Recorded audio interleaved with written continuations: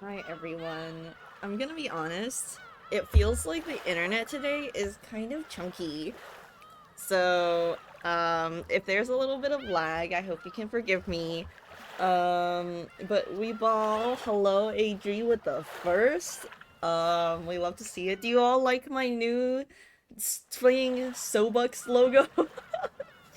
I was telling Silas like, oh, yo, you should add a fucking, you should call your like fucking channel points like toast, or I said something, I can't remember what I said, but I was like, you should set that up.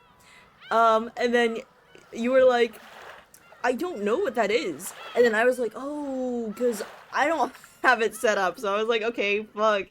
Okay, we ball, we have Sobux now. Um, But yeah, I wanted to wait and post on Tumblr, but like it's not really loading, so I don't know what the deal with that is. Um, yeah, yeah. Can anyone hear me, or am I? Is this like uh uh uh uh, um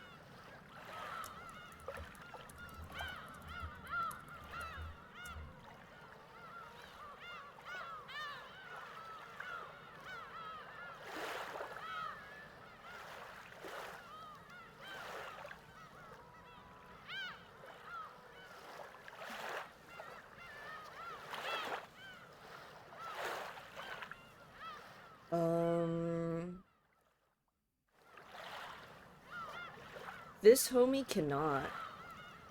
Um, that's peculiar. That's peculiar.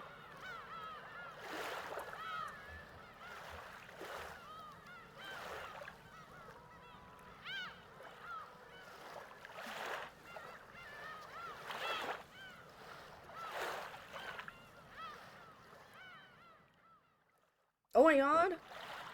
Hi Rib, how's it going? We're chilling, we're balling, we're getting our stream set up. Um, well, okay, if Rib can hear me, then seagulls and all. Okay, awesome. Okay, well, okay, if Rib can hear me, I feel like it's not a me issue. Um,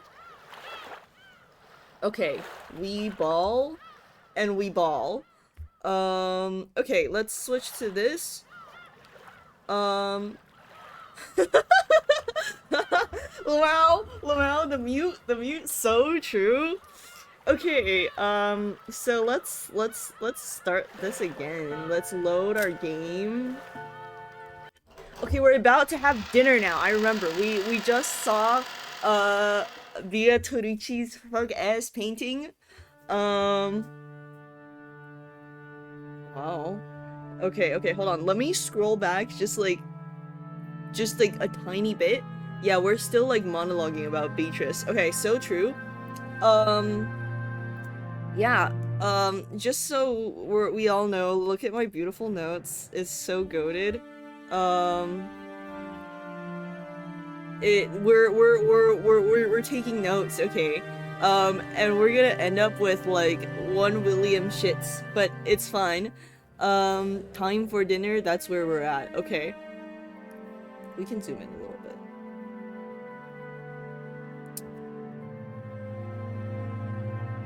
Battler? I don't know who's talking. Oh, okay, it's Maria.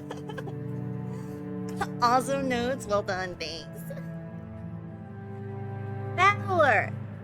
You're slow! You're slow! When I looked around, everyone was already heading towards the dining room. Yeah, you're the only guy wired into like the Beatrice mainframe, dude. I hurriedly chased after them.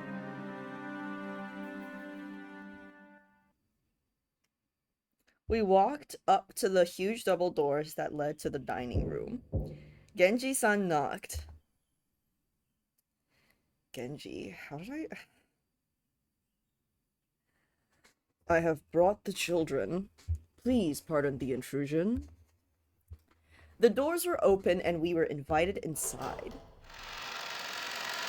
This is so funny. Sorry, just really quick. Like, me and Silas were reading some, like, communism stuff, like, earlier today. And, like, the sentences, like, you know, I have to really, really appreciate how much more readable Umineko is. Like, even if it's, like, a long sentence, like here, like, they like, pause, like, in the middle of the sentence. Like, this is, like, kind of, like, one thought, and then it keeps going. Like, we were having fuck-ass sentences that were, like, 5 lines long, and it just kept going. Those damn sentences! The dining room, which looked exactly like you'd imagine a rich person's dining room to be, had a super long table that was obviously positioned with no purpose other than to make the guests conscious of their rank. No, it's crazy, it's crazy. Rib, are you here? Rib, are you here? That's why I'm so obsessed with, you know in the mess hall in Kaihen? It's like a round table, right? And Zimu has no place at that table. It's crazy to me. There's no hierarchy there. It's crazy. It's crazy. It's crazy. Like the circular table, I'm like, and there's no place for it. There's no place for him. Okay, it's fine. It's fine. I'm normal. Anyways, our parents were already sitting in accordance with that ordering. You're late, brats. Hurry up and take a seat. The old bastard pressed us to sit. The only gaps in that group of people were the spots we were supposed to sit, which only made us feel our tardiness all the more. Shut up, Dad. The seat at the head of the table, called the the incipient chair. Let me just look up the word incipient. Just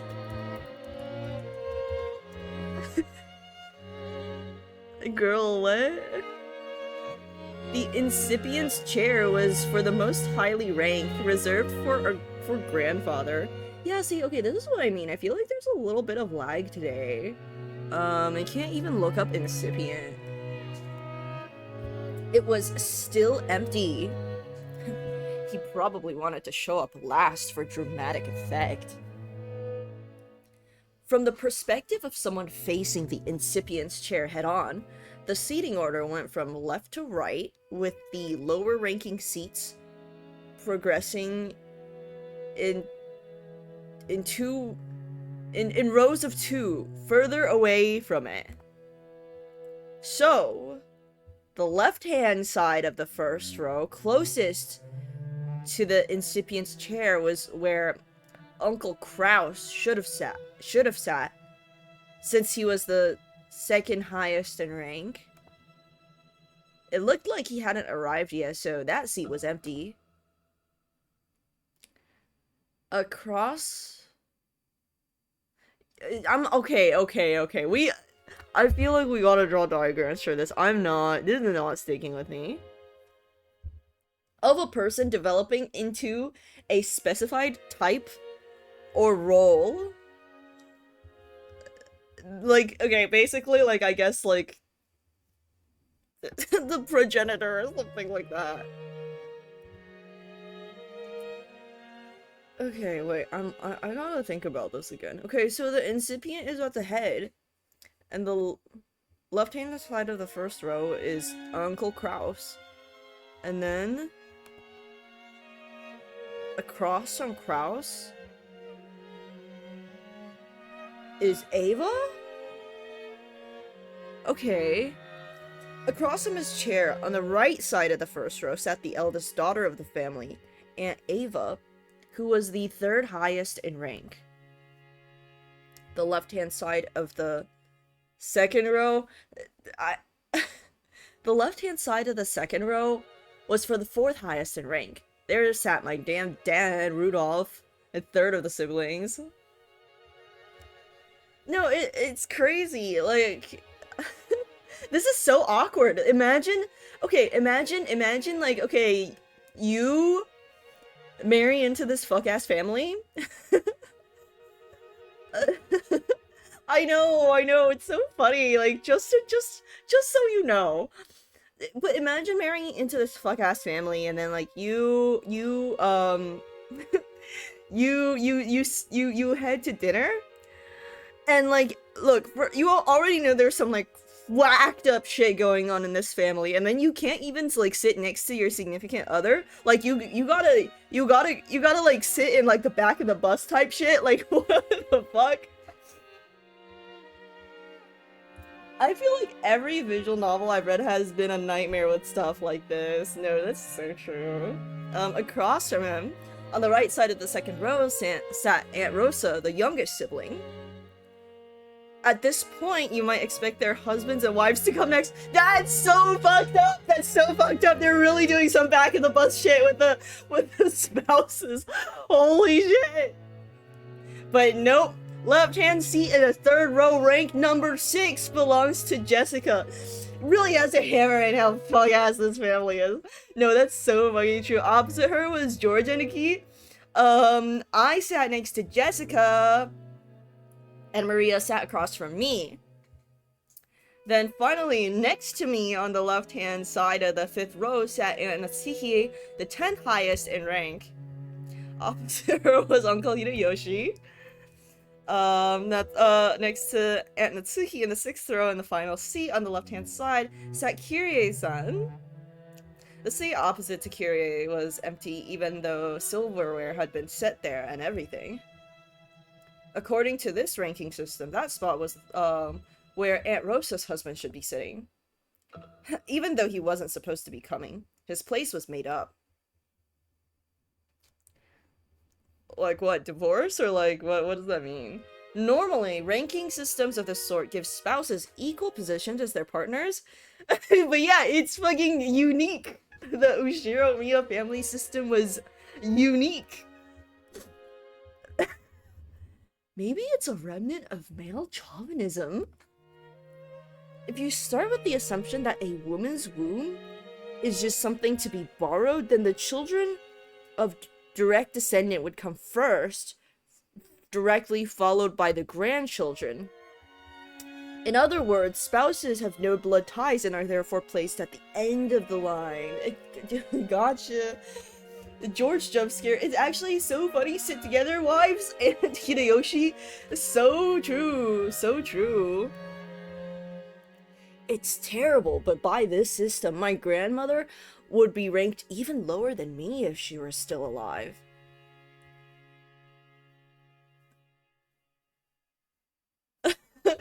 Sorry, for a moment I was like, they, them, battler grandmother? In their youth, they obeyed their father. After they get married, their husband. After aging, their children. I know he's talking about women though, but I was like, they, them, grandmother moment.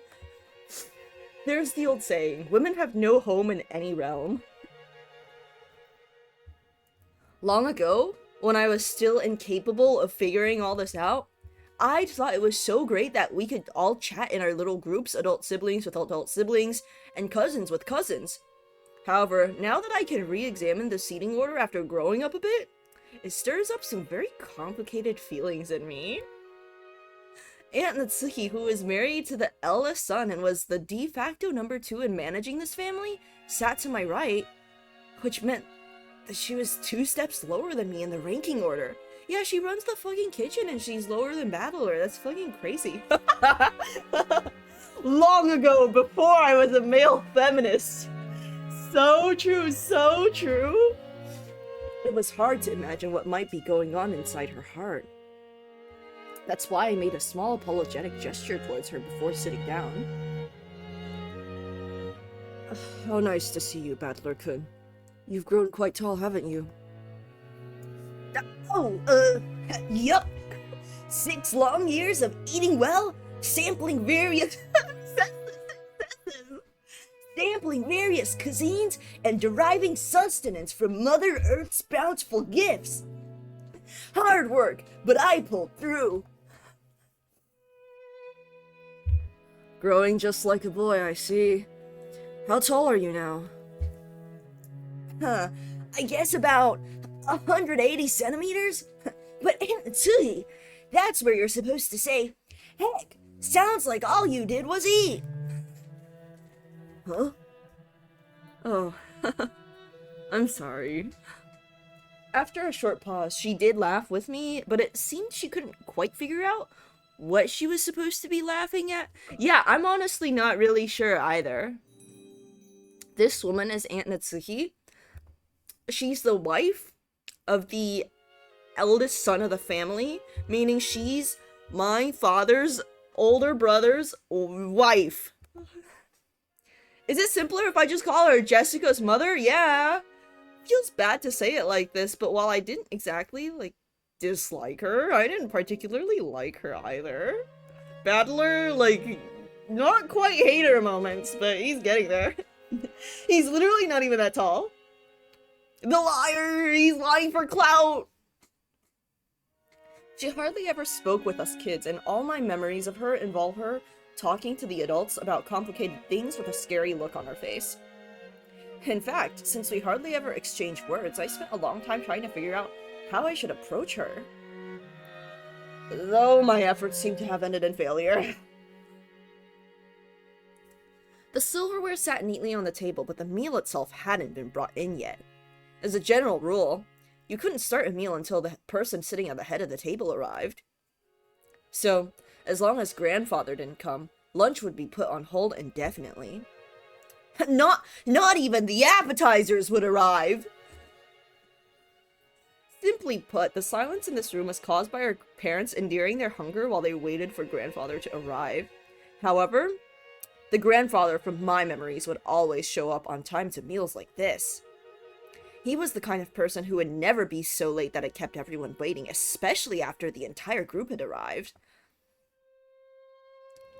Grandfather's pretty late. As far as I can remember, he was always strict about time. Well, that might have been true 6 years ago, but it hasn't been that way lately. In fact, he's off in his own little world so often, he doesn't even show up at family meals. Still, I figured he'd at least come down today. Then again, I feel a lot more relaxed and happy without him. Jessica. When her mother scolded her, Jessica stuck her tongue out and looked away. No way around it. This is so awkward. Like Battler being between Jessica and Natsuki is so awkward.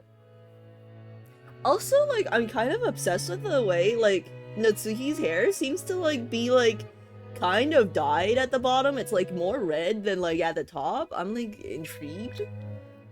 Might as well wait until our host arrives.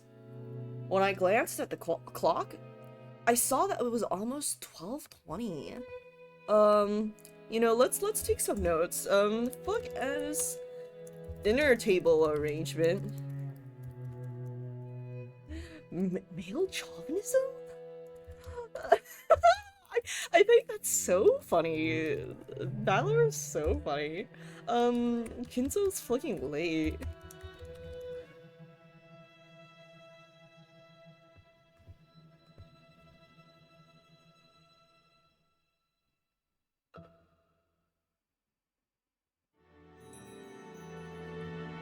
Ushiromiya Kinzo, the aged family head of the Ushiromiya head family. This man could be seen in his study. The clock had already passed noon, but he didn't even attempt to rise from his seat. With his spectacles on, they're clearly not on, he built up a growing pile of books with elaborate bindings, which he then read intently. You couldn't really say that he was having too much fun to stop. Rather, he filled the room with a sense of impatience, or perhaps a sense of impending danger, as though every second wasted was a tragedy. In this sealed room, bro's about to fucking lock room murder this shit. Bro's about to get locked room murdered, I don't know. In the sealed room, a dense dust danced through the air, which was thick with the stench of chemicals that exuded a mix of suspicious odors. Those odors were somehow sweet and heavy. If anyone with a normal nose came in here, the first thing they'd do would be to open a window and ventilate this room. The knocking against the study door had been going on for a while. A locked room mention! A voice calling. Father sometimes mingled with the knocks. As Kinzo heaved a deep sigh, he snapped shut the old book in his hands and slammed it on the table. Then, he yelled at Kraus, who was still knocking on the door. Silence! Enough with that racket, you fool! Who told you the door would be open if you but knocked? I'll crucify the imbecile. Imbecile? I feel like it's I think it's like a imbecile. Do you wish to suffer the same fate? Kinzo yelling time is so true. You know, I don't have a read on Kraus yet.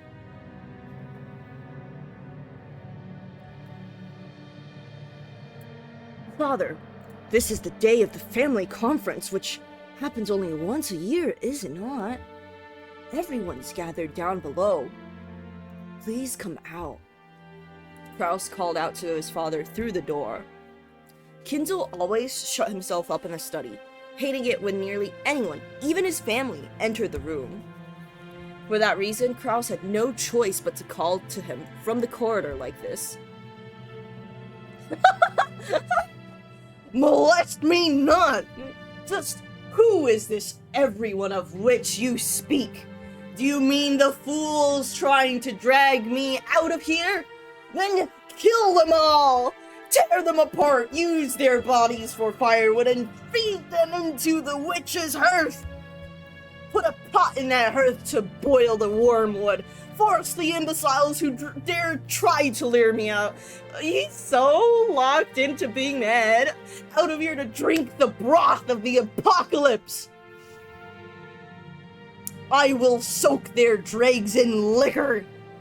Where is Genji? Where is Genji? Call for Genji. Have my demonic absinthe prepared. Hashtag my demonic absinthe. The whispering of the green fairy reaches me no longer. Where is Genji? Bring him here!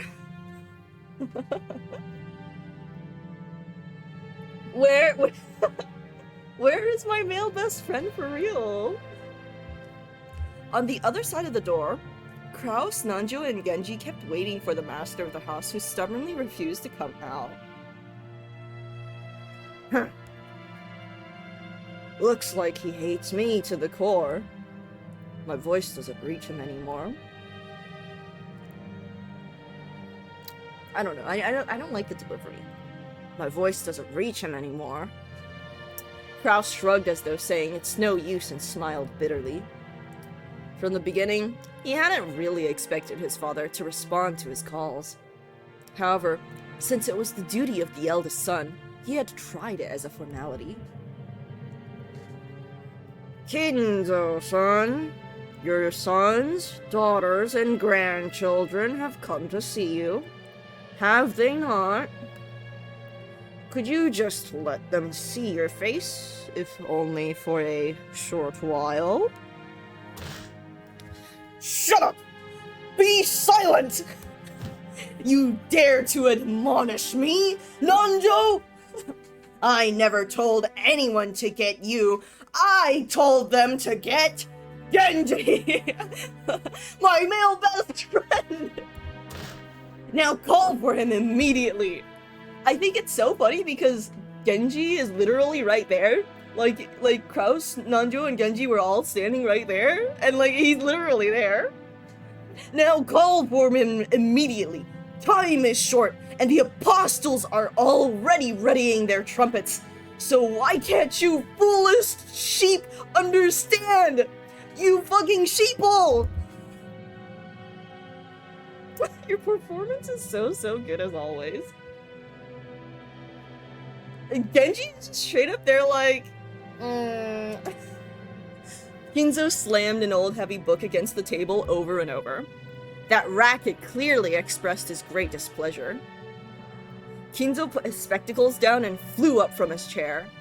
He spread his arms wide open as if to sing to a packed opera house, as if appealing to someone, and yelled. Why? Why is there always something in my way? I would throw it all away, I would offer up everything, and there is only one thing I would ask in repayment. Oh, bro's crashing out, bro's crying. Oh, Beatrice, if I could see your smile but one more time, I would plunder the smiles of earth and offer them all up to you. Oh, commanders of the legions of locusts, reap the smiles of the earth.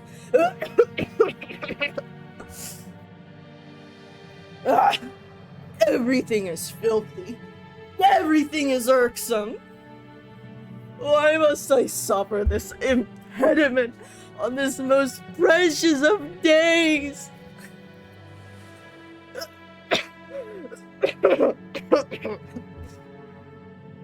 Bro's coughing so much, I can't fucking do this. Call for Genji!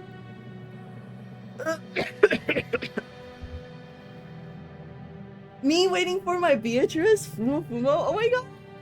A picture is when you get it? I have no idea what he's yelling about. He's probably lost his mind by now. Kraus-san, isn't it a bit harsh to say such a thing of your own father? My father is already dead. There's nothing here but a phantom of what father once was. At any rate, as long as he has no intention of coming out, there's nothing we can do. Kinzo-san. Choking coughs continue to pour from the study. I'm going back downstairs. It would be a waste to let the fruits of Goda's prized cooking talent get any colder. It's one of the few things our relatives can look forward to when they come to this house. Gonna take her everywhere with me, yes! Kraus spun around. He looked at his watch, mumbling and acting as though he had wasted time doing something he knew would be in vain. Genji-san. Father's calling for you. Keep him company. Certainly. Dr. Nanjo, let's go eat. If we stay here any longer, this sweet stench will ruin our sense of taste. Without waiting for Nanjo, Kraus went downstairs. Genji urged Nanjo to go and eat. Nanjo glanced between the study door and Kraus's back as the latter disappeared down the stairs, then let out a deep sigh. Sorry, Genji-san, but please allow me to leave this in your hands. Yes, please leave it to me. Do what you can to avoid giving him alcohol.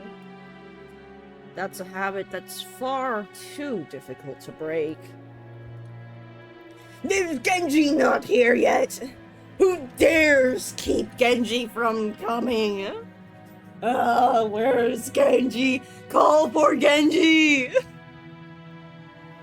Oh my god, I don't know, it's tough to be Genji. It's so tough to be Genji.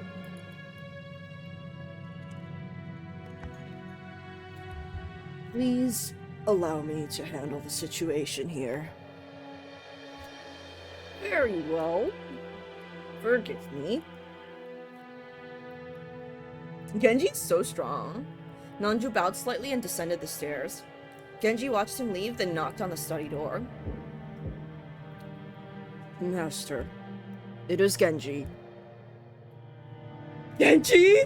Why have you kept me waiting so long? You're alone, I trust? Correct. I am alone. Kinzo returned to his seat in the study and pressed an old-fashioned switch on the table. obsessed with that. Me and my contraptions. After a small delay, the heavy sound of the door unlocking could be heard. Kinzo was convinced that his family wanted to make a mess of his study. Or perhaps someone had once opened the window for some air and ended up scattering things that, to him, were important research materials, leaving him in a terrible mood. His Nintendo Switch! Kinzo had outfitted his room with a formidable lock, preventing anyone from entering without his permission and thereby sealing himself in a jail of his own making. Genji, whom he trusted the most, was relatively free to enter the room, but even that didn't always hold. If Kinzo was in a bad mood, even Genji wouldn't be able to enter. Anyone else would be limited to holding a conversation through the door, unable even to see Kinzo's face. And most of the time, what they got could hardly be called a conversation. However, this didn't trouble the rest of the family much. No one wants to talk to that old bitch anyways. After all, it just wasn't worth the effort to disturb this aging family head, who was impossible to please and always stayed shut away, immersed in his research. Taking advantage of his refusal to leave the room, they supported his isolation, putting his care entirely into the hands of the servants.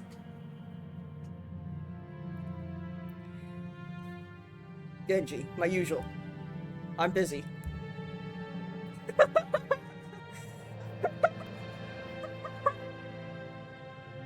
The way he immediately recovers. My like moral support, like my emotional support animal or whatever.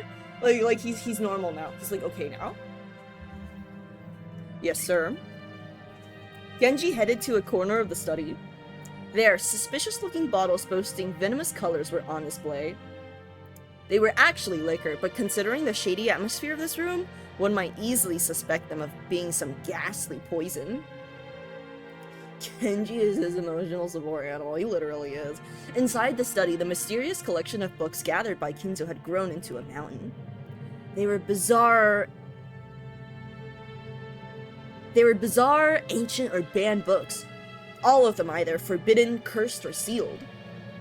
But if you tried to call them old books, Kinzo would fly into a rage and say, "Call them grimoires!" There were also many mysterious objects that presumably held some meaning with regards to black magic, like candles suspiciously melted and molded into strange shapes. The constellations drawn on a certain celestial globe contained quite a few shapes that would draw puzzled looks from anyone familiar with today's night sky. The carelessly strewn about books contained many illustrations, all of them of a religious or mysterious nature, including some depicting demonically grotesque subjects or bizarre diagrams of various magic circles. And above all, a sweet poisonous smell filled the room, profoundly assaulting the eyes and noses of those who entered for the first time. Eventually, it must surely make a person go numb and lose their grip on reality. Inside that study, Genji prepared Kinzo's usual drink with a well-trained hand. No one would even think of drinking such an ominous dark green liquid in that complex and ornate glass, unless someone first told them it was alcohol.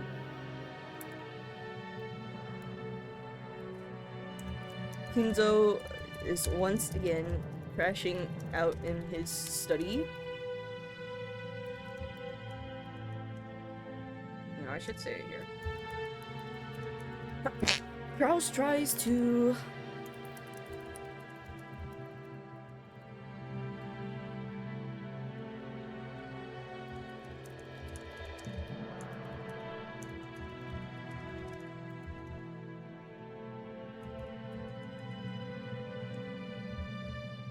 He poured a little into the glass. Then, he placed a cube of sugar in a strangely shaped spoon and poured water from a pitcher over it. Strangely, when the transparent water was poured, the dark green liquid turned a cloudy white. It was a strange optical illusion, as though the water had caused a chemical reaction and made the drink become even more unrecognizable as liquor. Then, Genji added original flavors Kinzo loved, fine-tuning its taste. There was no recipe. Its success was measured only by Kinzo's mood swings when he drank it, and it had taken Genji many decades to learn how to do it right. Genji placed the glass on a tray and walked over to Kinzo. By this time, Kinzo was gazing out the window. Here, master. Thank you. Kinzo had regained his composure and was now unrecognizable as the shouting, screaming, yelling man from a few moments ago. Literally! He was like, I'm normal now. His special drinky! His beverage! Looking at this man from behind, as he tilted his glass and gazed down at the scenery beyond the window, he projected a sense of dignity and intelligence. To allow Kinzo to set his glass down at any time, Genji motionlessly waited behind Kinzo and to his left, as though he were a living sideboard. Then, without averting his eyes from the window, Kinzo held out his glass. There was only a mouthful remaining. It was not a gesture intended to set it upon the tray, but a motion to hand the glass over to Genji. Drink, my friend. Your words are too kind for me. No need for ceremony between us. Drink, my friend. Thank you. Genji respectfully received the glass and inclined it a little to taste its contents. After that, he gulped it down.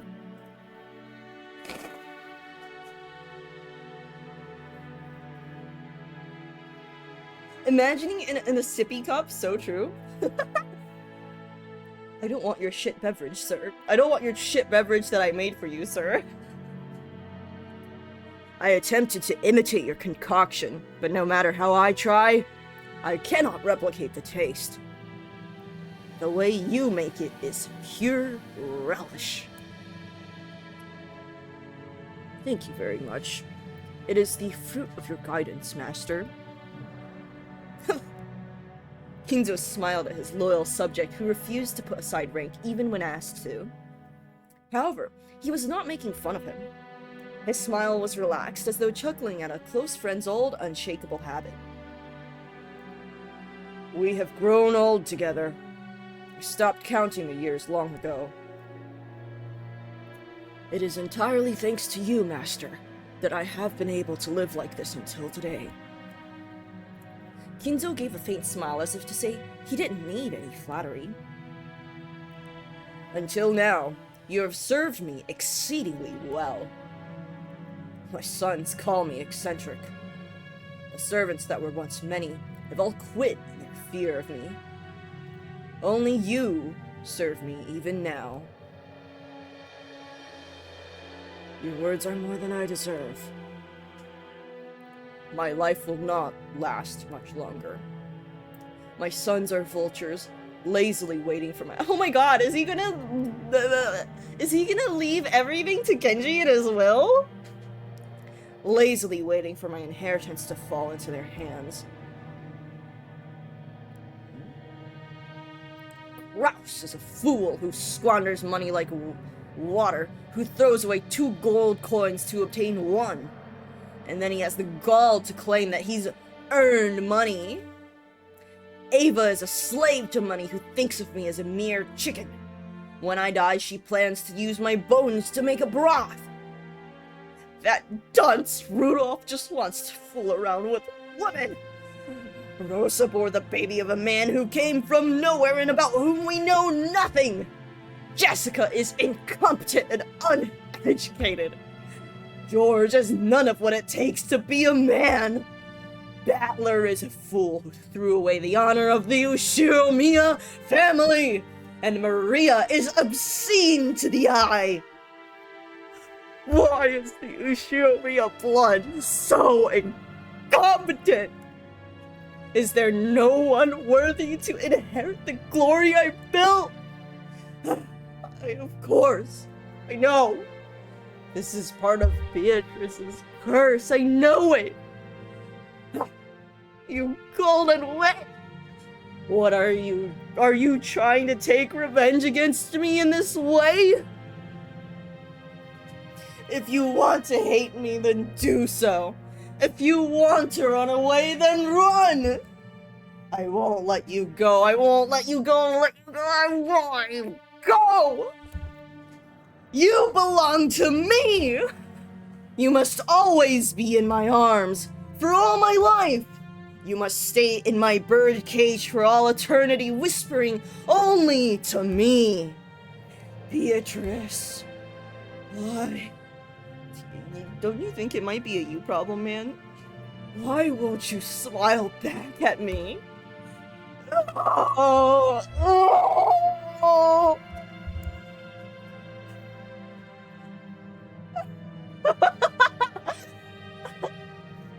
The row of E's in the middle that are capitalized, that's hilarious. That's hilarious. I know how that sounds to me. Beatrice! Oh! After howling, Kinzo choked once again. Genji set the tray and glass down and rubbed his master's back. Genji's facial expression did not change. Dude, it's just another Tuesday for Genji. Literally, it was always like this. Thank you, my friend. It's so funny.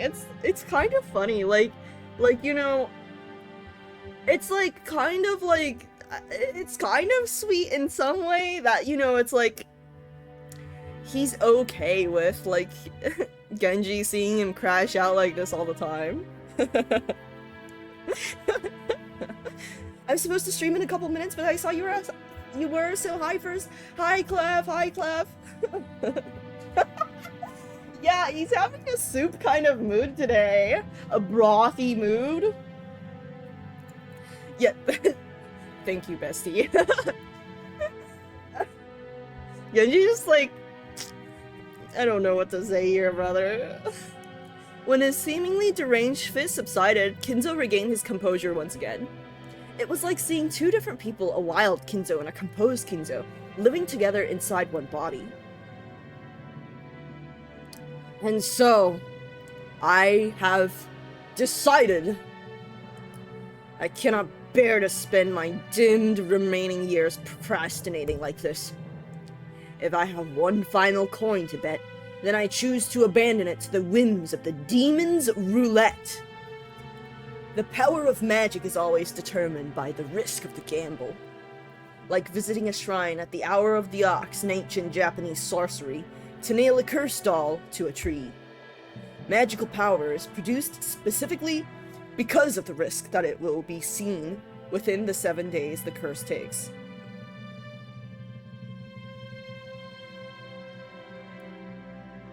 The greater the risk, the stronger the magic power will be.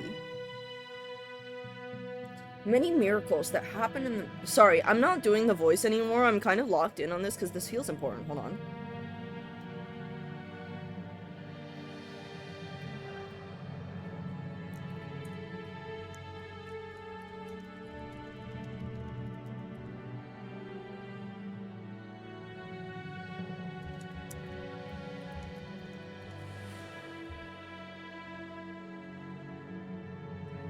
Many miracles that happen in myth might be called the crystallization of shocking magic power, with a low probability of occurrence and astronomical risk. That Moses parted the waters of the sea was not a miracle of God.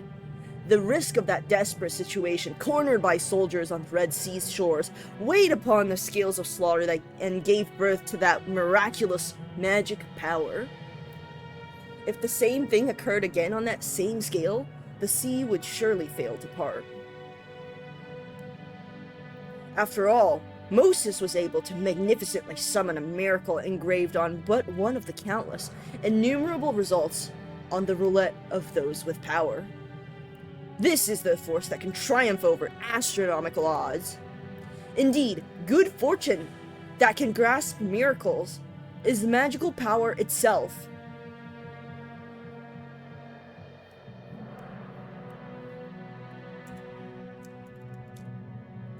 Good fortune. I don't understand this, but this feels important. Good fortune that can...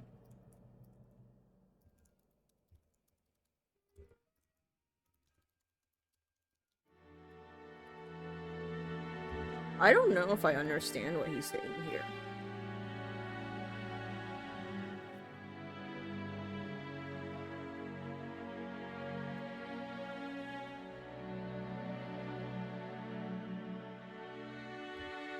To obtain this mighty power, one must face the risk of despair. So he wants the power to grasp miracles. He wants to be like Clara, to do miracles. You will understand one day. Those who possess no magical power may call that desperation rather than a bet. However, people who truly do possess magic power can grasp hold of that miracle and make the enigma come into being. And if that power exists within me, I'll seize that miracle. I'll have a chance at making the wish I devoted my life towards come true. He has a gambling addiction. So true, so true.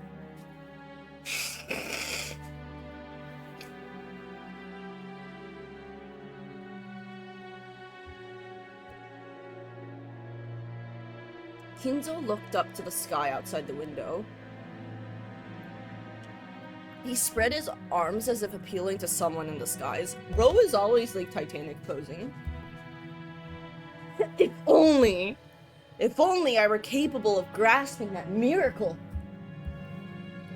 Oh, Beatrice. Beatrice, show me your lovely smile once more. No matter how much time passes, your face does not vanish. I just want to see your smile, that is all. I'll return everything you granted me. I'll return all the glory I've gained since that day. I don't know, man. I feel like maybe you already used up your miracle. For everything that Beatrice gave you at the start, you know? Like, maybe you already used it up. Like, maybe you're cooked. I don't need fortune, prestige, or gold. I'll return everything you gave me. Yeah, this is so funny. Imagine owing someone money and then being like, I just want to see you smile. I promise I'll pay you back. Don't even worry about it. Like, just imagine. I want to see your smile. I just want to see your smile. I beg you, Beatrice. Oh. His nonsensical yells became a scream and then a wail. Hinzo slumped to the floor, tearing at it with both hands. Genji had no choice but to wordlessly watch over his master's lamentations. This is just so awkward. Like, Genji just has to watch that. Genji's like, man. Well, ladies and gentlemen, the family head's health is not at its best. He seems extremely sad not to be able to share lunch with you all now that you have gathered for this event that occurs but once a year. Goto, let the lunch begin. Certainly, I shall begin today's luncheon. Dr. Nanjo, is father's condition really that bad? Couldn't he have at least let us see his face? It's more of a problem of mood rather than of physical condition. And for that, there is no medicine I can prescribe. Hey, are we talking about his mood again? Sorry. Hey, are we talking about his mood again? You've gotta be kidding me. We took time out of our schedules during this damn busy autumn season just to come and find out how he's doing. And now he's... Then you should be happy, Rudolph. You now know how he's doing. Or what? Would you rather take my place and try to persuade our ill-humored father to come join us? Are you kidding? Rudolph shrugged. Apparently, though Rudolph was willing to be indignant at how self-centered his father was, he wasn't particularly disappointed to be spared a face-to-face meeting. Does it seem like his mood will improve before dinner, Krasny-san? I have no idea. If you want to know that, you should ask him directly. Although, I think his mood will improve faster if we don't bother him. Genji-san's the only one who can get grandfather out of a funk. It's pretty pathetic, though, making the servants deal with your own parents' bad mood. Jessica, don't speak out of turn. She'd planned for her complaint to be heard only by her cousins, but it had reached even Krause's ears. Scolded, Jessica scowled and turned away, sulking. If he's as cranky as they make him sound, he can't be that terribly sick, right? I mean, they're saying he's in a bad mood, not that he's got no energy, which at least proves he's got his wits about him. It's because grandfather has especially strong willpower. However, that doesn't necessarily mean his body will be able to keep up. Since last year, they keep saying that he has 3 months left. If the initial diagnosis was correct, grandfather has been prolonging his life by willpower alone. It's right for us to worry about him. Lunch started with the family head seat still empty. She's bad at whispering just like me, for real, so true. I love you too, Club, hi. The man who should be sitting there had already grown old, and the brilliant glory which had rebuilt the Ushiromiya family in the span of a single lifetime was being forgotten. Even though they were beginning the meal with that seat empty, no one felt that it was that odd anymore.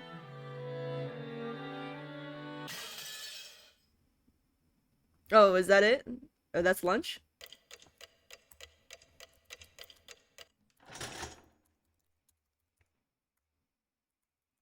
They give up on Kinzo and eat lunch lamau.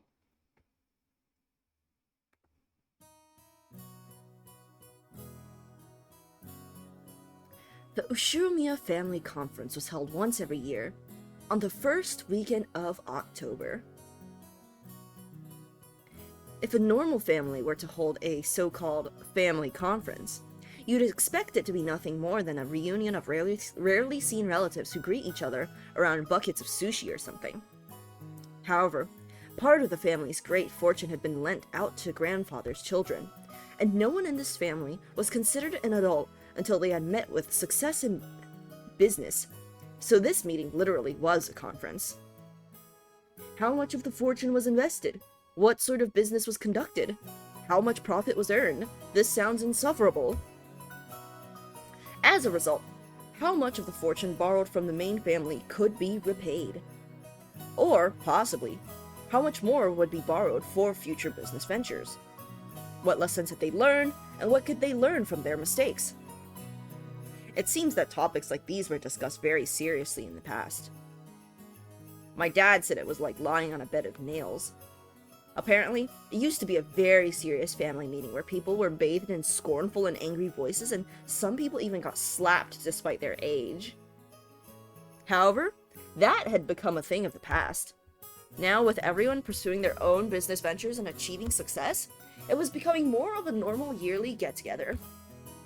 Even so, telling grandfather about recent events was extremely stressful, so while it was nothing more than a simple get-together for us grandchildren, it was still a real stomachache for our parents.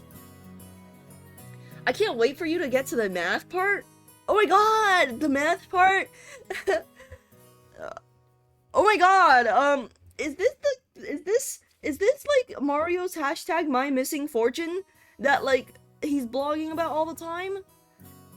Sorry, anyways, I'm excited to do math. The absence of the man who was the source of all this trouble, regardless of the reason, probably made today's lunch taste much more delicious. Oh my god, I've been wondering, I was like, what is my missing fortune? The phrase, while the demon is not around, everyone can relax, comes to mind. Anyway, let's introduce Jessica's father, whose face I haven't seen for 6 years. I don't know if this is what he's referencing, actually. Well, you know, I can always ask, so true. The man sitting to my father's left is his older brother and Jessica's father, Uncle Kraus. This name sure is easy to read. Kraus, so true. Now that we've gotten used to this string of weird names, our perspective is totally skewed, so Kraus doesn't actually seem that bad. It even starts to sound kind of cool. Just like with Aunt Natsuki, I didn't have many memories of speaking with Uncle Kraus. He had never been one to chat with children, and I felt like he was always talking with the adults, just like Aunt Natsuki. According to my father's gossip, he was a spiteful and violent man. If what he said is true, Uncle Kraus used to be very domineering from his position as the oldest sibling, and was despised by all the other siblings.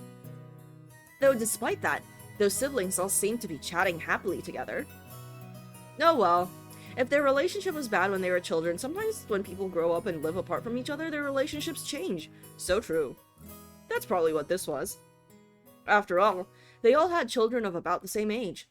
By sharing the same family environment, they probably profited by exchanging opinions. What a business major way to say that. Are you seeing this?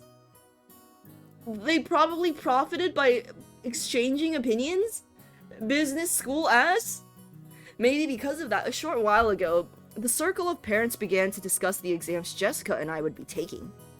Jessica, in order to escape questions about exams from my father on her left, purposefully faced right while firing off a rapid series of comments, not giving him any chance to get a word in. Moving on, let's look at the opposite end. Let's look at the end opposite from Kraus and the others. In the very last seat at the table, an old gentleman with a sturdy physique sat facing Kyrie-san. This was my first time meeting him. I had only just been introduced to him, but it seems he's grandfather's personal doctor, a man called Nanjo. I heard he used to own a huge clinic on the nearby island of Nijima, but he turned it over to his son and began living a life of leisure in his old age. He had known grandfather since the very beginning, when the mansion was first constructed on this island, and had built up a relationship over several decades.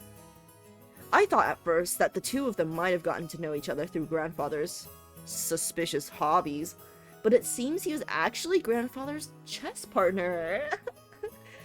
Oh, he's not into the freak shit. He's normal. My bad. I see. That kind of hobby seems very like our grandfather, what with his love of all things Western.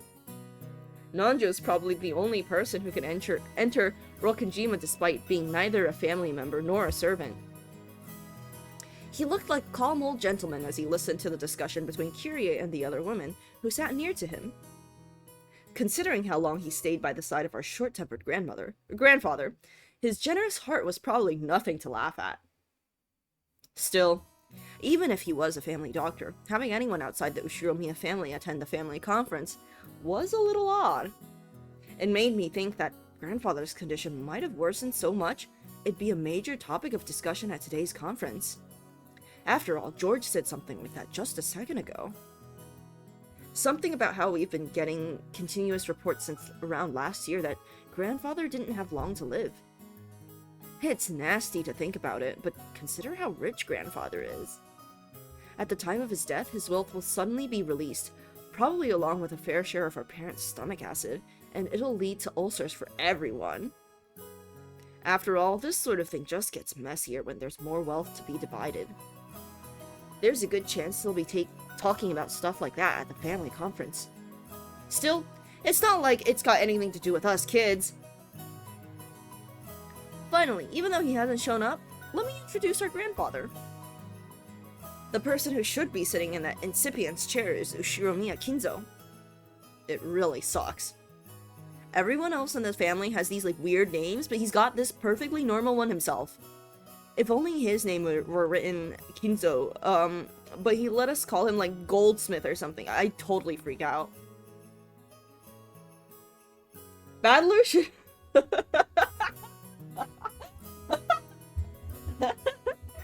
He's obsessed with ulcers. Battler should become a gastroenterologist. So true. As you can probably guess by now, he's a frightening person with an extremely short temper.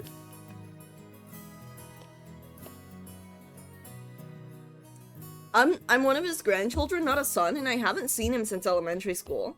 Thanks to that, I have no memory of being beaten myself, but our parents were apparently raised with an iron fist.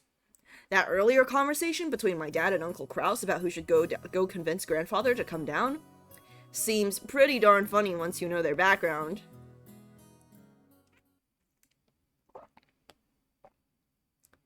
You can't really tell grandfather's story without covering that pivotal event back before the Showa era. 1926 to 1989. Thank you for the context.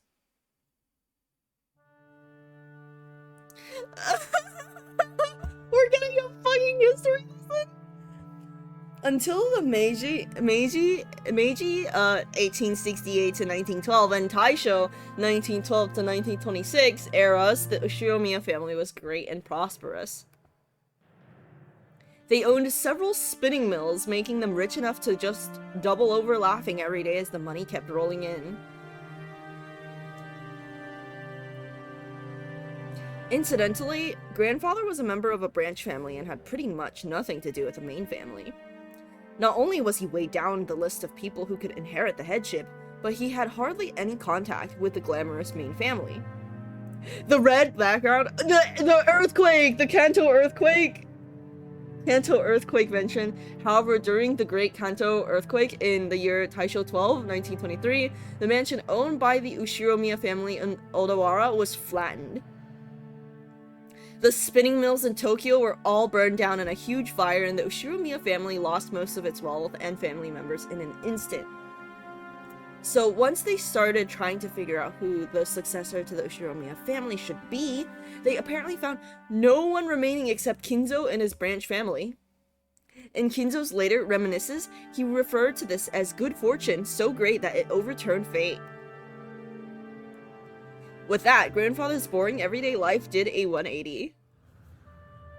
He was entrusted with reviving the dying Ushiromiya family, which had lost nearly all of its wealth.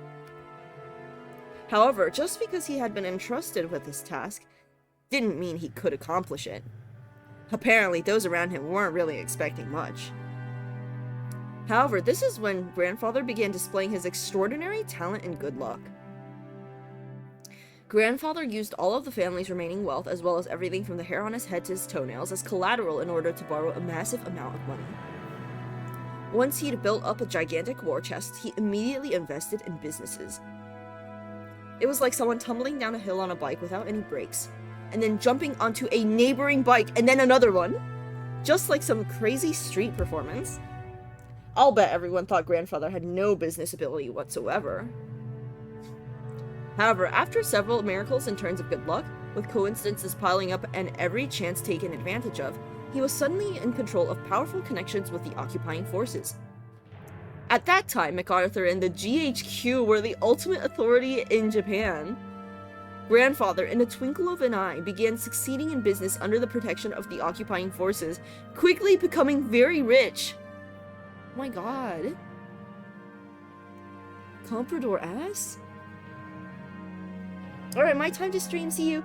I will give you a little raid, whenever I wrap up. Yeah.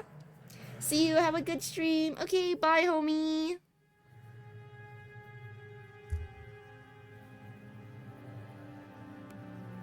By this point, it's probably safe to say that information, not luck, saved the day. He must have made some seriously deep connections with the occupying forces. Grandfather knew beforehand about emergency demands that would be made for the Korean War. No, it was more than that. He must have predicted those emergency demands from the very beginning, when he started investing his money.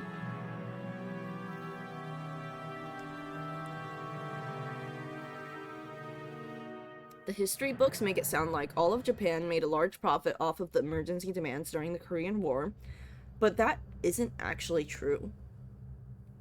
Only a very limited number of the super rich played the money game and made an easy profit. Most of the citizens remained poor. In other words, grandfather was a member of this extremely lucky group of winners. I'm pretty sure this all happened during the year Showa 25, 1950 or so. The Great Kanto earthquake happened in Taisho 13, 1924, so that means grandfather was able to revive the near-dead Ushiromiya family in only about 20 years to a level even higher than it had ever been before. With that, you'd think he'd revive the main family in Odawara, but for some reason, he went and did something as crazy as buying an entire small island in the Izu archipelago. Buying an entire island is not something that you can ordinarily do today. However, Grandfather was clever. He contacted the GHQ and applied for the establishment of a marine resource base. He acquired this island as a business property, then tossed that project aside and claimed it as his own plot of land.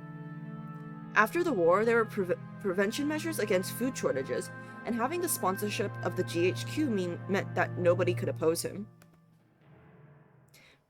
From what I've heard, the Tokyo metropolis of that day offered this land to him practically for free.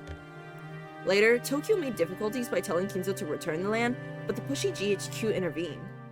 Anyway, it seems under-the-table bribes did their work well. In the end, the city gave up in frustration. Grandfather, with considerable skill and good luck, managed to weather the stormy seas of that period, obtaining a vast fortune in his own island. Of course, it probably wasn't all luck. He was obsessed with all things Western, which helped him cultivate his English skills. He was able to use this to his advantage and sink his teeth into the GHQ.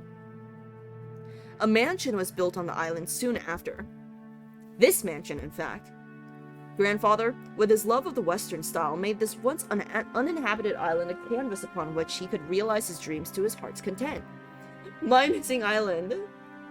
Gay headquarters, so true!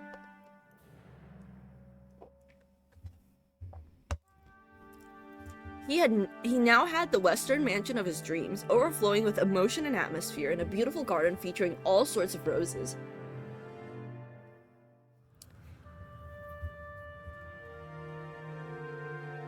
And he had a private beach where nobody other than himself would ever be permitted to leave a footprint. This would be a dream come true for any boy. After that, he made good use of his huge fortune, becoming a large stockholder in the extremely stable iron and steel industry, and was able to live an easy and comfortable life just using the dividends. Well, he's just that incredible. This kind of person usually has the ability to foresee and predict the future, or at least that's how they're portrayed after the fact. But Grandfather denies all of that, repeatedly saying that he was simply blessed with extraordinary luck.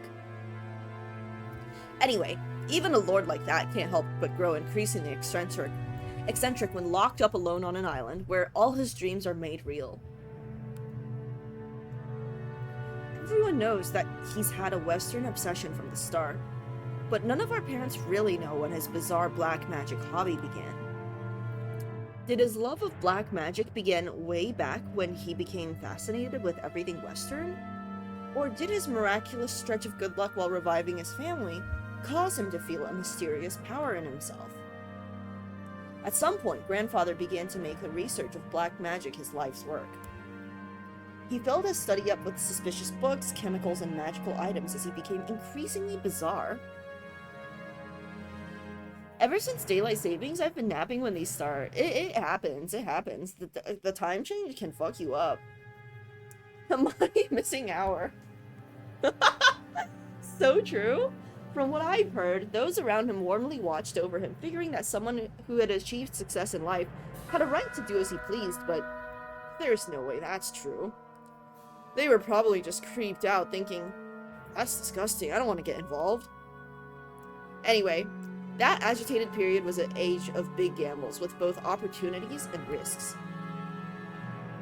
Let's say Grandfather was born in this time period.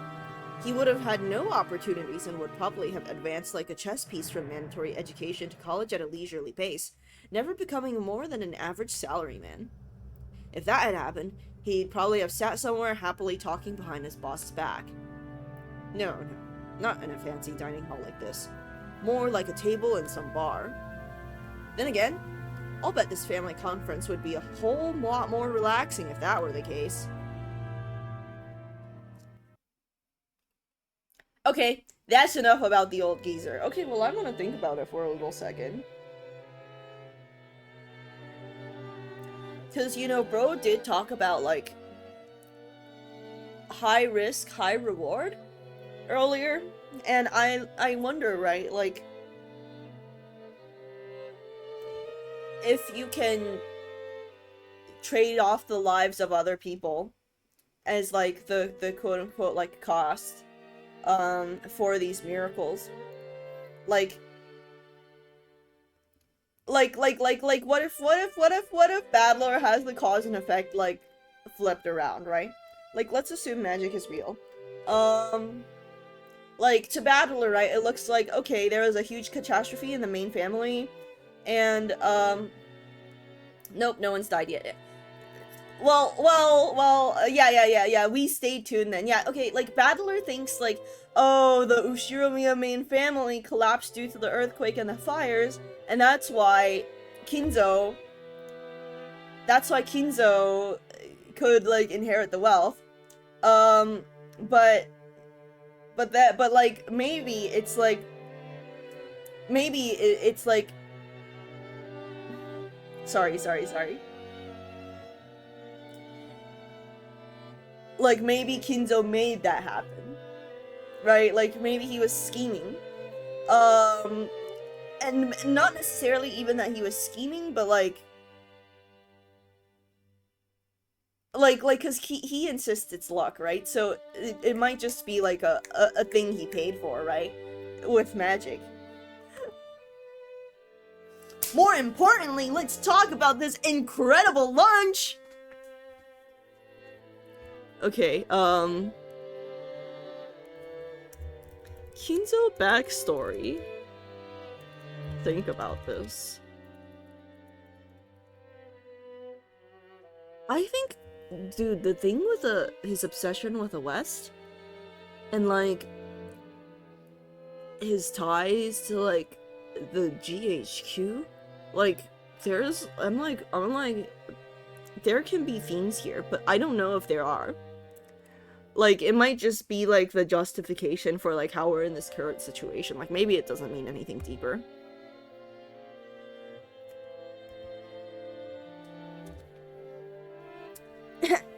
I'm already convinced by that sashimi salad appetizer.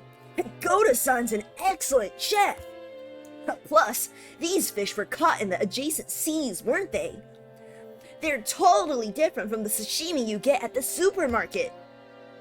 Hey, quit it, Battler. Your upbringing will be exposed. Everyone let out a big laugh. Damn it, you say that even though you love those cheap pubs. I've eaten at many unusual places because of work, but this stands right up there with the best of them.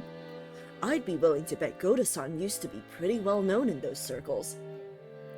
Well, I don't know the details, but stuff got complicated at the long-standing hotel he used to work at.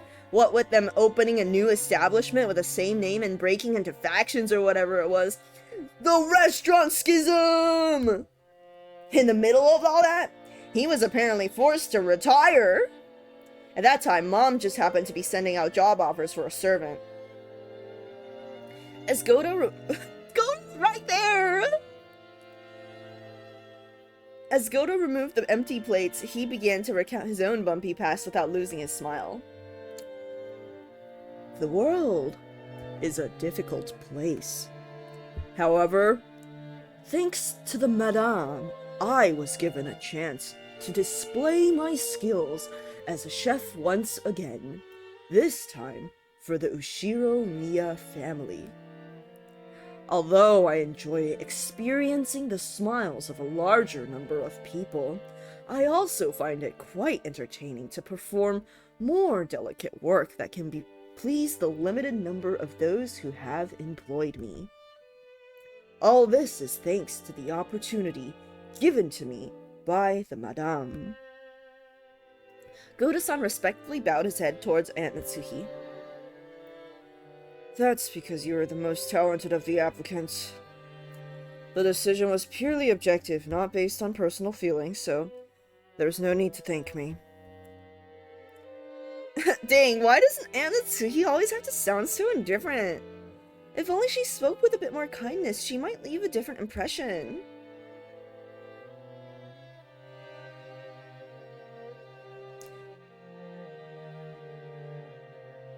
He's part of the family, but he was gone for 6 years. Yeah, it's like his grand homecoming. Shannon-chan and Kumasawa-san entered from the hallway with a serving cart. Please excuse us. Now then, let us move on to today's dessert. Goda-san and the others laid the beautifully adorned dessert out in front of us all. I guess it's true when they say you have another stomach for dessert. I'd thought I'd already filled up on delicious food, but as soon as I laid eyes on that dessert, my stomach started yelling, "More!" I don't know that much about desserts, but this looked really good. A white pudding-like substance was garnished with 2 shades of red sauce, and elegant rose petals adorned the dish. Normally, during a high-class meal like this, you're supposed to wait for the chef to extol the virtues of this particular meal before eating.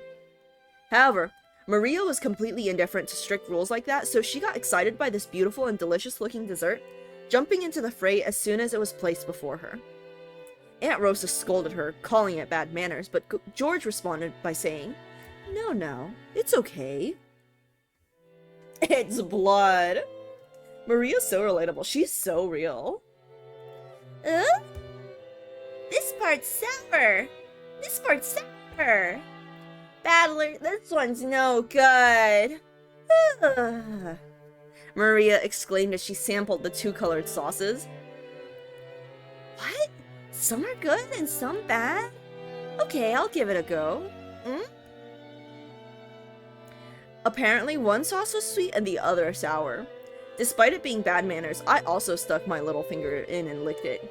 Whoa, one of the sauces was sour enough to make you pucker up. If it were yellow, I'd have suspected lemon, but I couldn't guess what kind of sourness would be red. I decided to ask Shannon, who was putting away the serving cart behind us. Shannon-chan, what kind of sauce is this sour stuff? Oh no.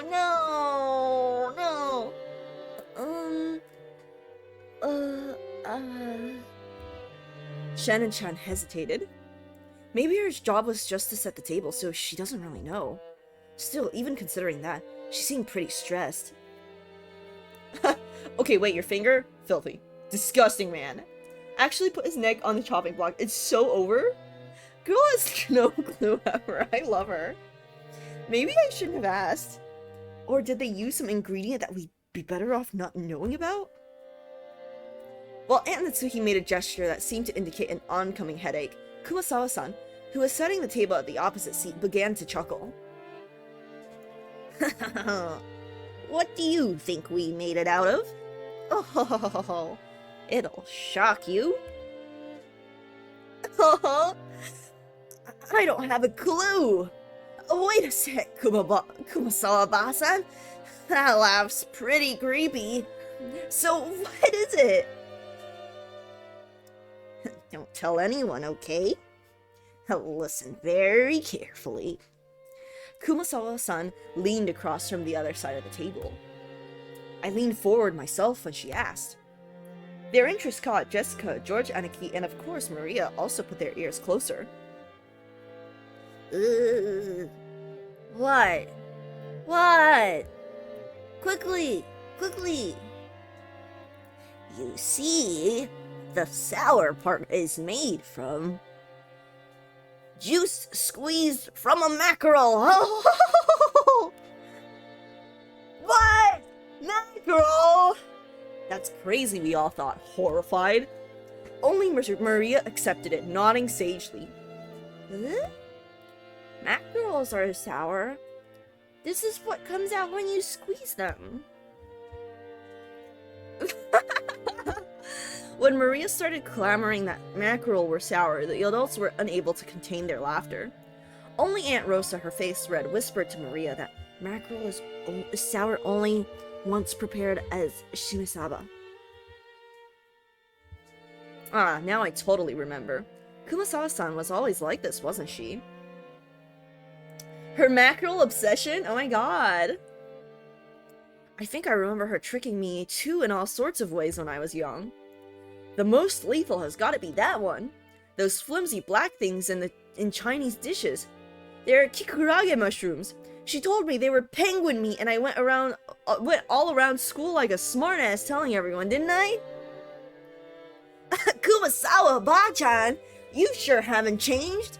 You know Maria's gonna believe it now, right? Oh, it's just a joke. Now Goda-san's going to tell us what the sauce really is, won't he? Goda looked a little put off about his masterpiece being laughed at for such a bizarre reason, but after clearing his throat once, he introduced the dessert to us. Well then, allow me to introduce our dessert. After seeing how much you all enjoyed the rose garden earlier today, I finished this panna cotta in a rose garden style. The rose petals scattered across were selected just now from that very rose garden. The sauce is a combination of 2 reds, strawberry, and rose hips. Please enjoy this mixture of strawberry sweetness and the rose hips sourness. Furthermore, the rose petals are merely decorative, so please avoid them while you eat. With that said, please enjoy. Oh, whoa!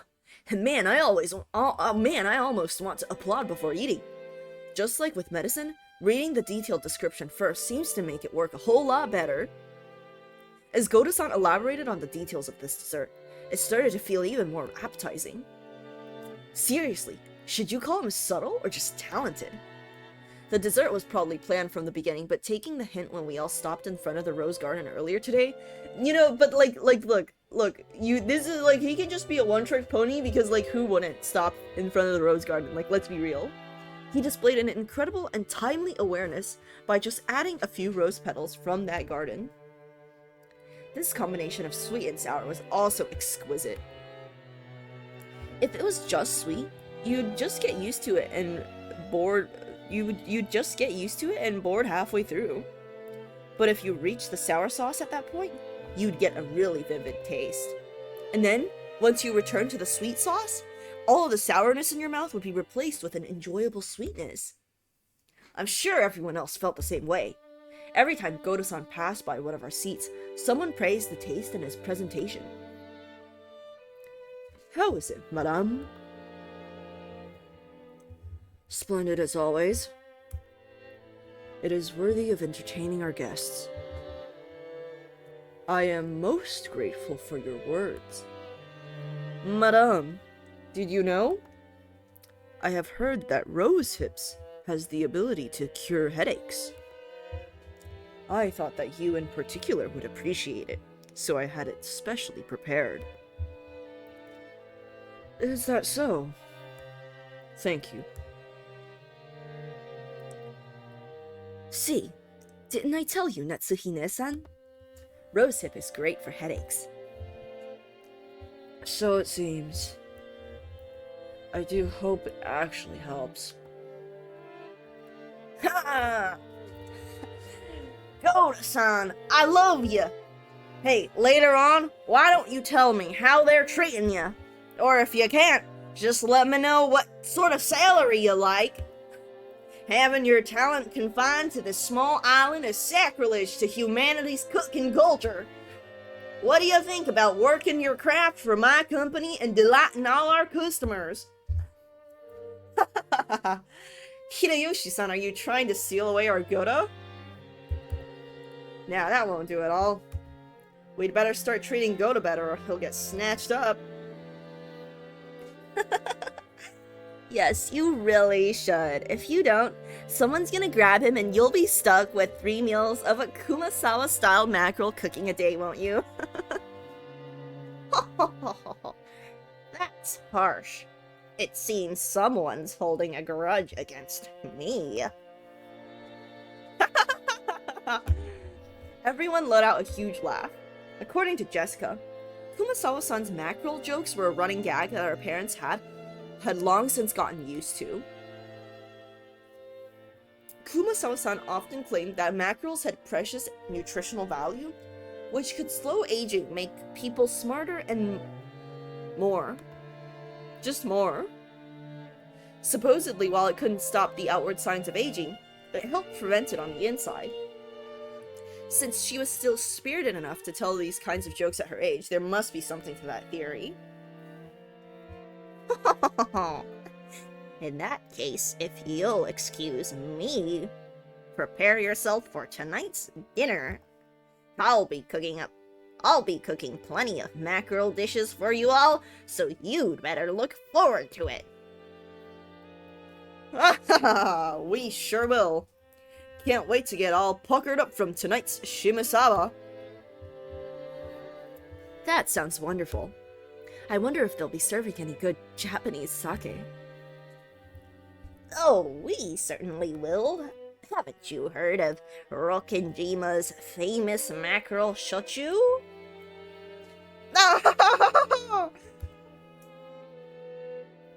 Kumasawa-san, together with Chan-chan, bowed and pushed the serving cart away. It was pretty funny to watch Goda-san, who looked like his show had totally been stolen, explain in a serious voice that we would be having calf steak for dinner. Actually? Shannon! Help me! Help! Shannon! Kumasawa-san. Thanks for doing that back there. As she pushed the serving cart, Shannon bowed her head very deeply. I haven't done anything that requires thanks. Kumasawa may have played dumb, but she had obviously understood and saved Shannon in the nick of time. Back when Battler had asked about dessert, Shannon had unfortunately hesitated. There may have been several ways to dodge the question, but all of them would have required some quick wits. Shannon, who hesitated when hard-pressed for a response, was always suffering because of this small weakness.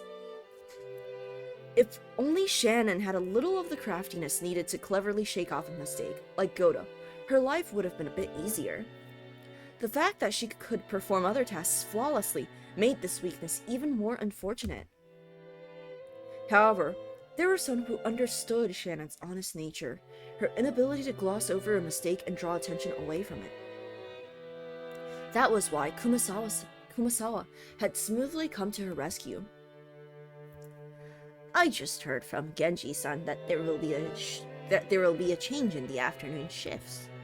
I believe you were given a break until this evening. I'm jealous. Huh? Oh, sorry. I haven't checked the shift chart yet. Ah, yes. I was thinking I might start cooking some mackerel in the oven. If you don't mind, I would be happy if you would help out a bit before your break. Oh, yes. I would be delighted to help. To Shannon, Kumasawa was like a mother among the servants. Hi. Obligatory watching from the bassinet comment. So true. Okay, hold on.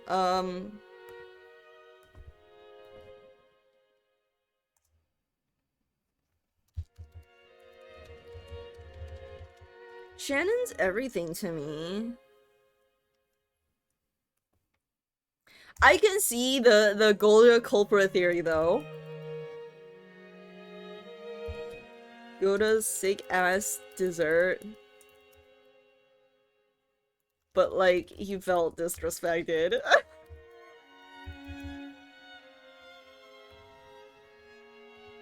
The dining hall needed to be cleaned up, so we were chased out. Instead, tea was being served in the parlor.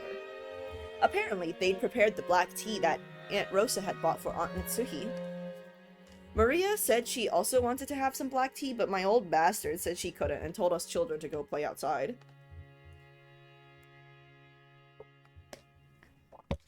Battler-kun, why don't we all go for a walk outside? Go ahead and take a look at the roses or something. But keep a close eye on the weather.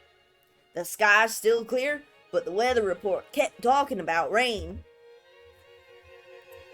I want to go to the beach. The beach. Well, isn't that a vine? Isn't that a fucking vine? Oh, that sounds wonderful. Playing on a sandy beach isn't something you get to do often, is it? Good point. Okay, let's all go to the beach then. Let's go, let's go. Let's go to the beach each. So true. Maria, be careful not to get your clothes wet. Or your shoes. Won't get wet.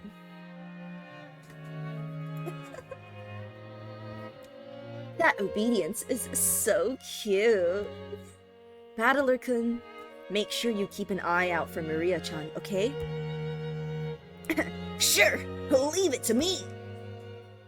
Hey, you're pretty obedient and cute yourself listening to Karya like that. Why don't you also listen to me obediently for a change? No, let's go everyone, come on! The children flew out of the parlor. They were replaced by Genji, who pushed a serving cart in and prepared to serve the tea.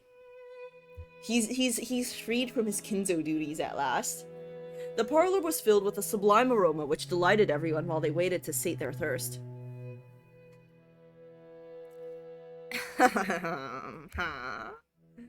Rudolph's family certainly seems close. It's a wonderful thing. Quit it. We're no match for your family, Aniki. That's true. You've raised Jessica-chan to be so adorable. I imagine that's yet another fruit of your talents at education and training, Natsuhine-san. Thank you. I love this line where, like, Natsuhi is just like, she's like, this sounds passive aggressive, but like I'm not sure why. Natsuhi answered coldly. The conversation broke off then, and the parlor fell silent. Maybe Hideyoshi couldn't bear the silence because he broke it himself with an exaggerated gesture. I love Natsuhi so much. Still, they sure do grow fast. I thought they'd be kids forever, but they start getting huge all of a sudden, and then they're adults like us. Battler-kun looks like a completely different person now. His body has grown much bigger, but he's still just a kid. Though you could say the same about my husband. I wonder where the border between child and adult is. I still don't feel as though I've grown up. Ha! Isn't that pitiful? That's not something the mother of a child should say. That's right. We're not children anymore, we're all adults now. So I wish we could talk together on an intellectual level rather than an emotional one. When Ava smiled with sharp sarcasm, everyone seemed to get more tense. The shit stirrer of all time. It felt as though that pleasant tea aroma had been tossed out the window. Since long ago, we've always endeavored to engage in intellectual conversations. It seems your sarcasm occasionally misses its mark. Just as it always has. Oh, what is it you've always... what is it you've always endeavored to do? My. I wish I could wrap those words up and send them to this room a few decades ago. Right, Rosa? Rosa gave a vague smile. She knew that whether she agreed or disagreed, she'd earned the displeasure of one of her siblings. It was a bit of worldly wisdom that had been essential for someone growing up as the youngest sibling. Quit it, Aniki. We'd better get started on our main topic while the brats aren't around. Let us make that our intellectual discussion. As Rudolph glanced over the faces of all present, some let out a slight sigh, and some let a small look of resignation across their face. Poor youngest sibling, she's so real.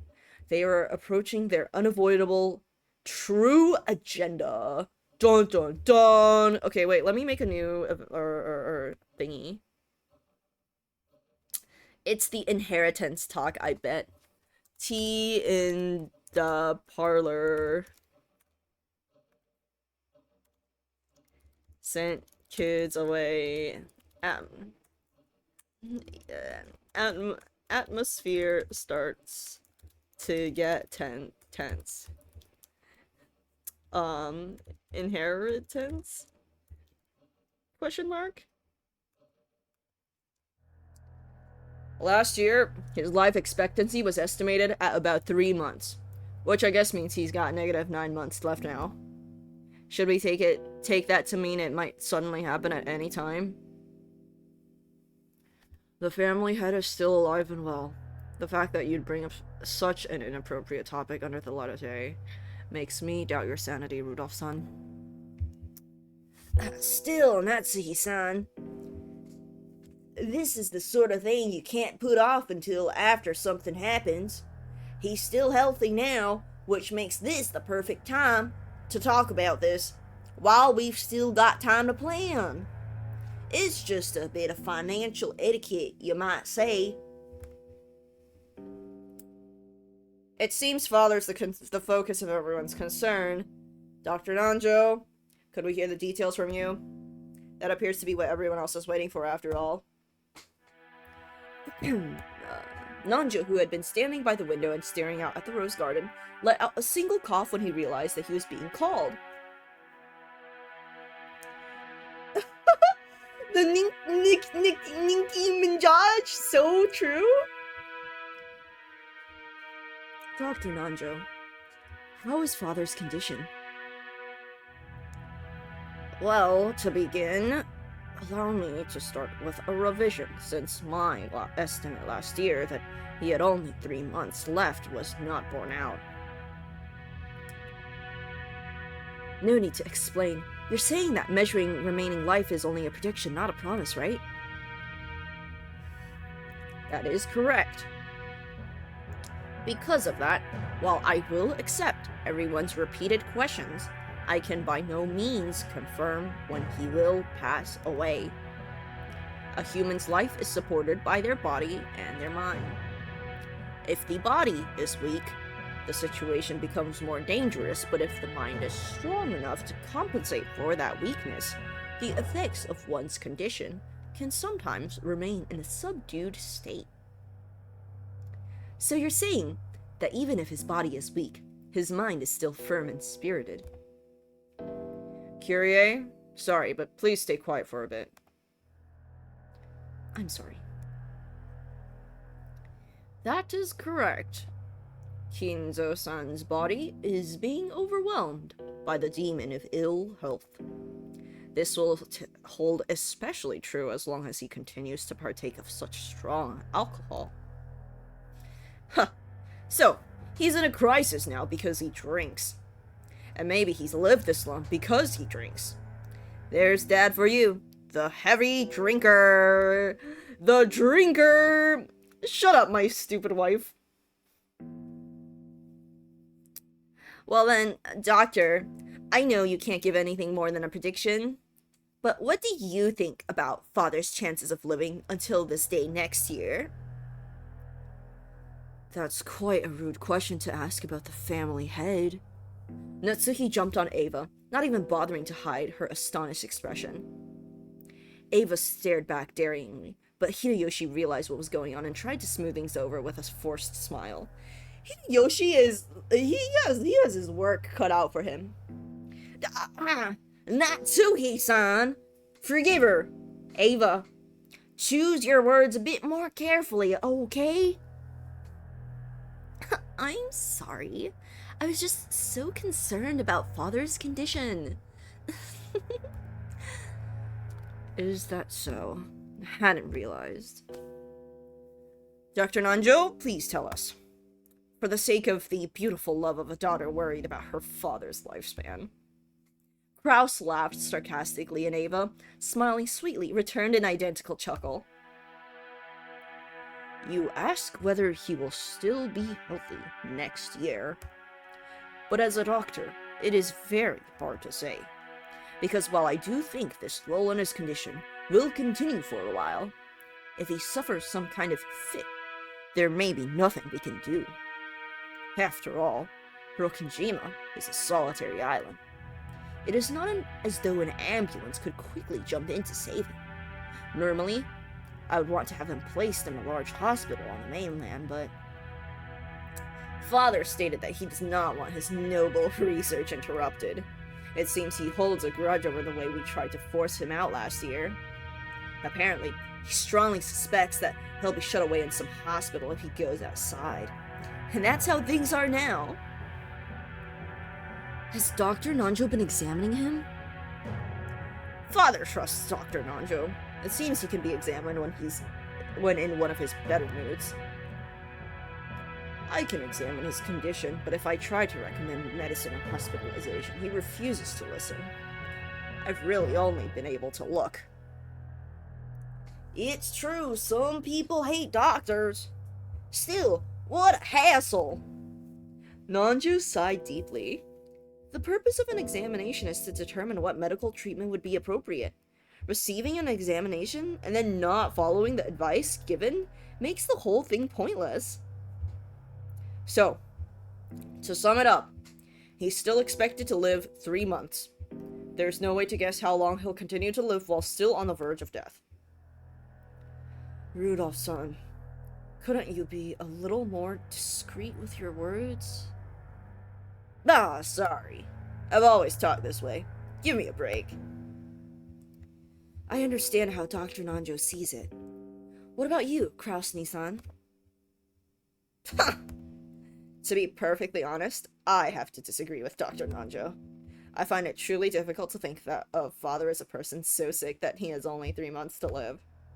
His yell is as healthy as ever, and I still get chills at the thought of his fists raining down on me. Pushing the care of your father solely on the shoulders of the eldest sibling is far from fair. In the next world, get born after me. Okay, let's get back on track. So, in the opinion of our impartial and neutral doctor, it wouldn't be odd for him to go at any time. No offense to you, but I'd rather trust the opinion of an expert in his field. Which means it's definitely not too early to start talking about Dad's assets. Father's personal funds probably reach as high as several 10 billion yen, right? But it's not as though that's all neatly gathered as, like, ready cash. It's not as simple as simply cutting a birthday cake with a knife. That's an interesting way to put it. That's right, so you sometimes get strawberries or chocolates on top of the cake, making it hard to cleanly cut it into equal parts. Given that, don't you think it's important to discuss beforehand how to best stick the knife in? I cannot understand how you all can openly discuss this as though the family head is dead, even though he's still alive. Come now, don't you see how important this is? After all, when the time comes, the inheritance of his fortune must be carried out immediately, right? Moreover, the glorious Shiromiya house's wealth is vast. Don't you understand that careful discussion is necessary beforehand? There's a huge difference between this family's resources and your family's wealth.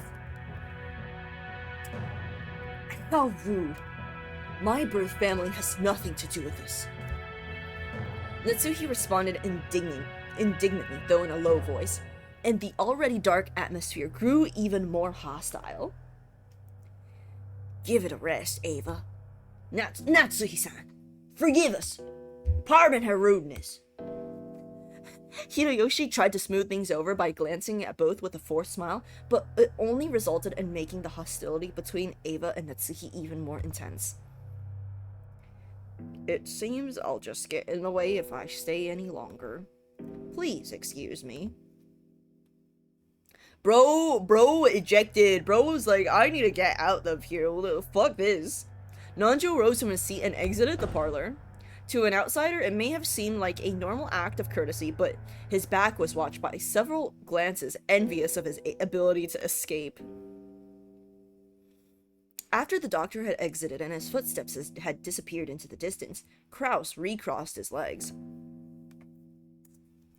Once again, Nanjo believes Kinzo's life.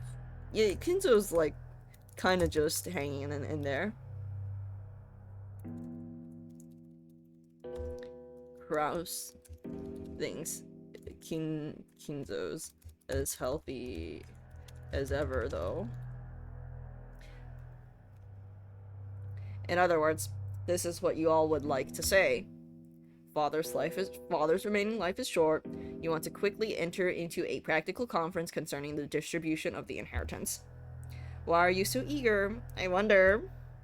Certainly, as you say, estimating and distributing the Ushiromiya family's wealth is no simple task. In that case, shouldn't we make careful and deliberate calculations? Seems to me that you all are impatient to split up the cake tonight. Isn't that true, Rosa? What reason is there to be hasty? We aren't being hasty. However, we need to have an agreement between the siblings. It doesn't matter when we do that. But if the day Father's condition worsens is approaching, discussing the matter beforehand hardly seems hasty to me. Rosa shot a glance at Ava and Rudolph. I love this bit so much, TBH. I love it, they're fighting. As the youngest sibling in the family, it was hardest for her to be cross-examined by the eldest. Oh? Is that your true opinion? I didn't expect that the most honest and pure-hearted of the siblings would say something like that. I wonder if those two told you to say it. Quit it, Aniki. Rosa's one of Dad's kids, too. She's got as much right to his inheritance as the rest of us. It's only natural she'd be interested. After all, Dad'll definitely die, and that's not something that'll happen in the distant future. On the contrary, Aniki, you're way too relaxed. It almost seems like you'd like nothing better than to turn the discussion away from the inheritance issue. What do you mean by that? Are you trying to accuse my husband of something? Calm down, Natsuki-san. Listen to what we have to say. Nissan, I hear the times have been extremely good lately. Yes, since last year, we've been in an unprecedented boom, and the yen keeps on rising. It seems that it's no longer a dream that the dollar will reach 100 yen. Also, the ruling party says that it'll establish health resort maintenance law by next year. At this moment, resort development companies across Japan are running about, trying to gather as much funding as they can. You certainly seem to know a lot about it. Japan is about to experience an unprecedented boom. It'll be a repeat of the Korean War demands, the time during which Father revived the Ushiromiya family. The people of Japan have been working like mad, achieving vast economic growth and becoming the most well-off people in the world, reaching the height of our prosperity. We've reached an era where private spending is vast, which means easy money for institutions that can capitalize on that fact. The three kinds of electrical appliances no longer represent the people's needs. The people need ski resorts, golf courses, public pools, resort hotels, and theme parks. Have you gone to Disneyland, which just opened a few years ago? What an excellent theme park. It's a place where even an adult can be a kid and have fun with his family. No longer do we count our sole virtue to be selfless devotion while failing to care for our families. We have to become the most prosperous people in the world, and now we have become the most prosperous people in the world, and now we can finally enjoy the benefits. Kraus-san, your foresight's nothing to sneeze at. When I heard that sort of thing several years ago, I thought it was crazy. But when I heard about the G5 Nations Plaza Accord, that all changed. The yen shot up, and I'll bet the price of land skyrockets soon too. It won't be long before Japan becomes the economic center of the world. Someone day is asked to Disneyland! You've got a great sense of the direction the world's moving, Krausan. At least there can be no debate about that. I feel the same as Hideyoshi-san. Aniki, you can read into the next decade of history. I'll bet you got that keen sense from Dad, and it's incredible. However, unlike Dad, the timing of your predictions have been a bit off sometimes, right?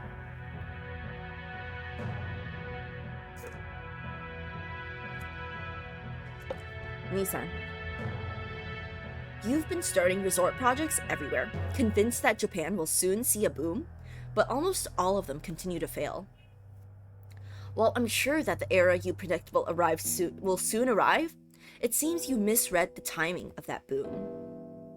You were too early. You then panicked and tried to sell everything off, which only opened the wound even further. If your nose was really so reliable, then there should be no reason for you to sell off your property. Is this proof that you mistrust your own ability? How rude! Are you trying to insult my husband? Natsuhi's forehead creased as she rose from the sofa. The girls are fighting. Ava, paying no heed, stared at Kraus with a confident smile. Kraus, who had also maintained his confident appearance, told Natsuhi to sit down. Please stop, Natsuhi. Ava's always been incapable of talking any other way. Calm down a little or your headache will get worse. There's proof of your lack of talent right next to us. After all, Nissan, weren't you all excited about turning this island into a resort? You built a wonderful resort hotel and beautifully maintained the garden. I'm just an amateur and don't pretend to understand, but you must have used a significant amount of money for that, right? And what is that to you? My husband's business is none of yours. Actually, that's not true, Natsui-san. Rokenjima doesn't belong to Aniki, it belongs to Dad. Of course, the hotel does belong to Aniki, right? In fact, we'd be more than willing to pay lodging fees for tonight. What do you think, Rosa? Well, if what I have on hand will suffice. If I can make it into a resort, this island's financial worth will rise. It is true that expenses have piled up, but we can expect a large harvest in the future. When that happens, all of you stand to profit as well, do you not? I can understand that. If the value of this island rises, that will increase our portions when we distribute the inheritance. Of course, I won't ask you to divide the island and the mansion into 4 equal parts. We can just resolve the matter with money equal to the value of the property. If you understand that much, what about my business makes you so dissatisfied? We aren't dissatisfied, we're uneasy. In the first place, Aniki, when do you plan to open that hotel? Left this way, you won't get anything out of it except our grubby handprints, right? That's right. It's an important tool for your business, isn't it? Surely you can't keep it locked up until the moment you open it. Buildings go bad if you don't use them and air them out every once in a while. Even so, it's a bit extravagant for a guest house that we only use once a year. Right, Rosa? That's right. Considering how wonderful it is, I'm sure it'll become quite popular once you open it. Oh. So the hotel you keep talking about is the guest house. It's splendid. Just as Rosa said, if you were to open it, I'm sure it would become popular. The lodging they had been guided to wasn't originally intended to serve as a guest house. It was originally constructed as a resort hotel. However, even though it was built 2 years previously, there was still absolutely no prospect of it opening. Nissan, it's just like all of your enterprises. Your attention and planning are both fabulous. Then, it always becomes unmaintainable partway through and ends before you have a chance to earn any profit. You were brilliant when you saw that using this island only as a place to live was a waste. I think it was a pretty good plan to turn it into a resort that could use the prospect of marine sports, fishing, honeymoons, and the like to attract customers. If I were the oldest son, I'm sure I'd have strained my brain looking for ways to make a profit off this island. But 2 full years have passed since you finished building, right? After 2 years, you still haven't had the opportunity to open it. Where's the managing company you entrusted it to? Impertinence! That is not my husband's fault. There has just been some trouble with the company that my husband contracted with. No matter how you look at it, we are the victims here. And yet, the rumors we've heard about this company you hired haven't been good at all. Let's be clear about this, dear. Did you really think we wouldn't hear about how lack of payment, embezzlement, and other issues led to the project disintegrating mid-flight? We even have evidence. I don't know what kind of evidence you think you've found, but it's all baseless. Oh, oops. As new members in the tourism industry, it is necessary for us to lay the groundwork with various people. It is also important to investigate the trustworthiness of our partners. It's merely taken us some time to meet that goal. I'll admit that in my rashness, the hotel was completed too early. However, it's not as though we're paying maintenance costs. It's a foundation that will eventually become immensely significant. Liar. I'll bet you want to liquidate it, but can't. After all, there's no reason for anyone to buy such an extravagant hotel on an isolated, empty island without any established sightseeing routes. And anyway, what about all the loans you made for this project? Even if you aren't incurring maintenance costs, the borrowed money that you can't return just keeps growing. Sorry, Kraus Nissan, but I've investigated the development plan for this island a bit. To be honest, I haven't heard anything good either. Hideyoshi-san, I can see how you might be left with that impression by looking only at the current financial situation. However, this is a forward-looking investment. I have no choice but to admit that my prediction was mistaken, and that up until now, several liabilities have been created. However, the times have finally caught up with me. I will soon regain everything that I have lost up to this point. No, actually, all the investments I have made until now will finally return to my possession. Bro is just talking like a more normal version of Kinzo. Like, dude, it's all coming back. We're gonna repay it all. We're gonna repay it all. I promise. I fucking promise. That's right. Just like throwing away a small fry to catch a salmon, they'll come back even bigger than before. I'll accept that. The resort business will probably see an unprecedented boom before long. Though I don't know if it'll be enough to cover all your debt. However, Kraus Nissan, after all your failures in the past, who exactly do you expect to provide you with funding?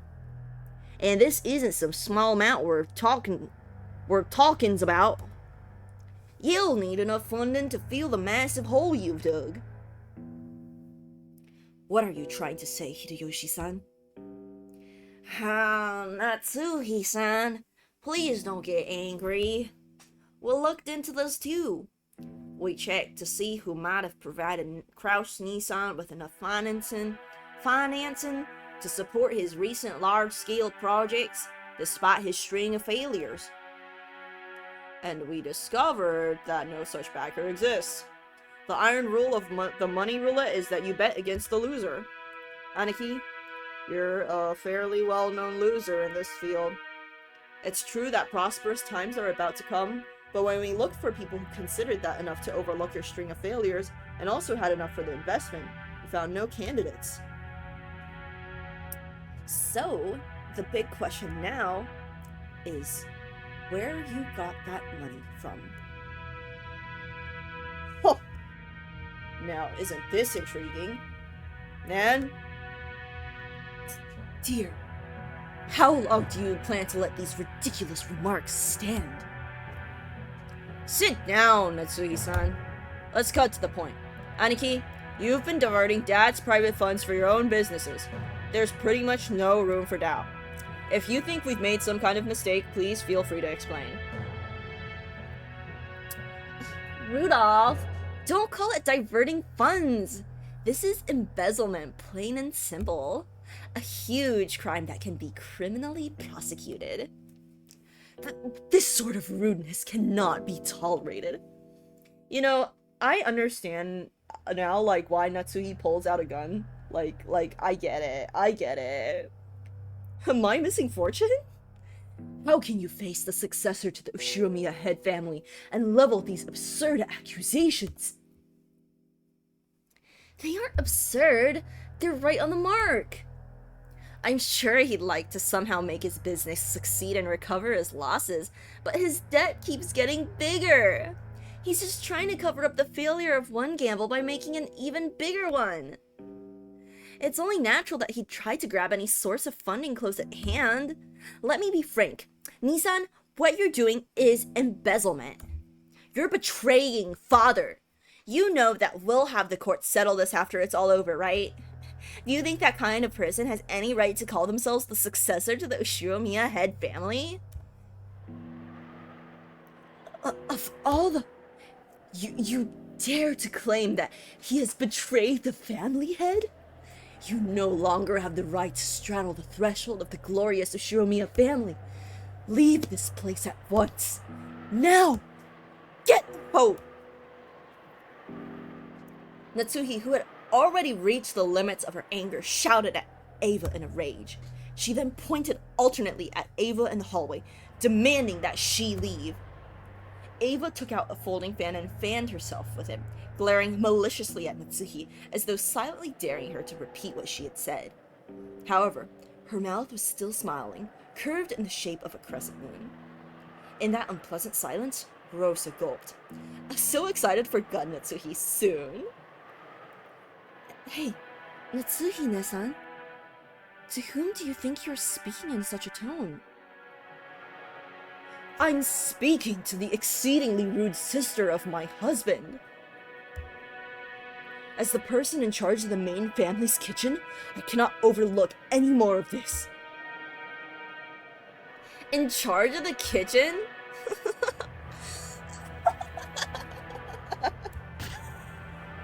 The silent, lowly maidservant!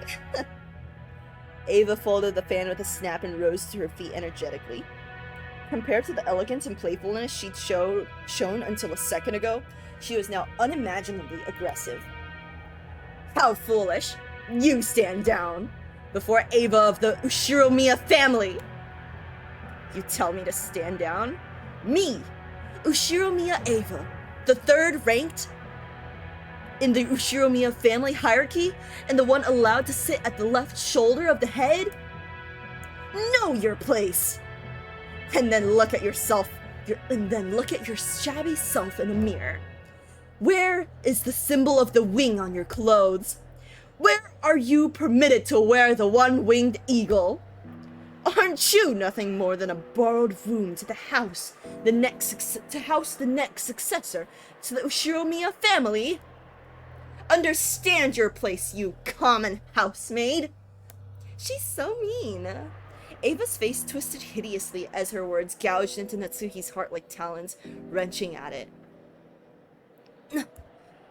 There were 100 ways Natsuhi wanted to respond. However, her anger and sorrow crushed her throat, and none of those words managed to make it to her mouth. Her anger had nowhere to go, and became a single hot tear that slowly dripped down. What's wrong?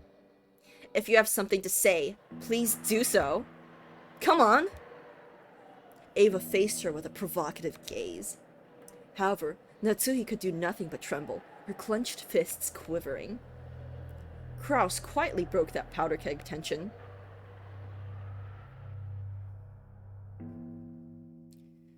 Natsuhi, leave your seat. You should go cool your head.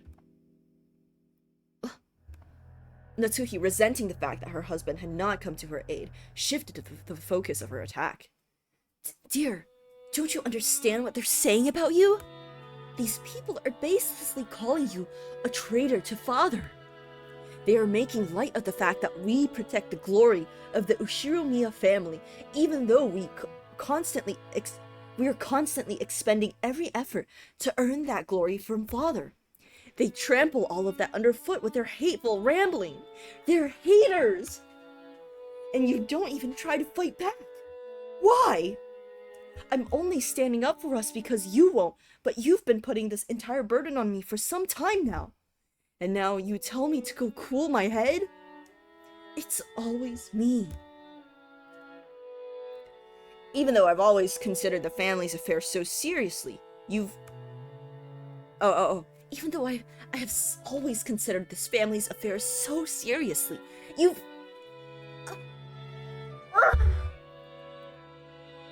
Natsuhi was already unable to hide her tears. She flew from the room in that state. After that, all that remained was a somewhat embarrassed mood about the parlor. Kraus sucks so bad, we have to kill him. I gotta take a break for today. I've been reading a lot.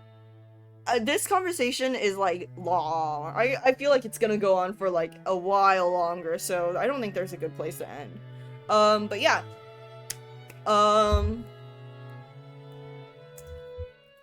Ava is literally so... Okay, no.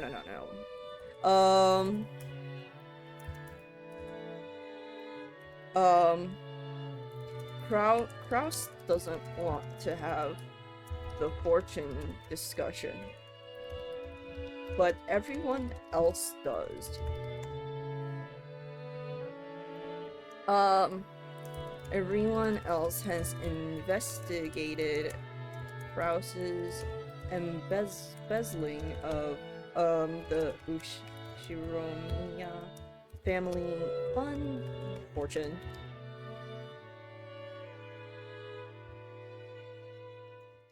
Natsuhi tries to defend Kraus, but is told to leave. Boo. Okay, I think that's what happened. But yeah, this goes on for so long. Okay, let me save. System? Save. Bet. Okay. I think this is a great place to end, simply because I'm tired. But yay, we read more Umineko today! Slay! We love to see it. Let me see, let's see, let's raid Clef. Is Clef still live? Let me go take a look. Twitch.tv.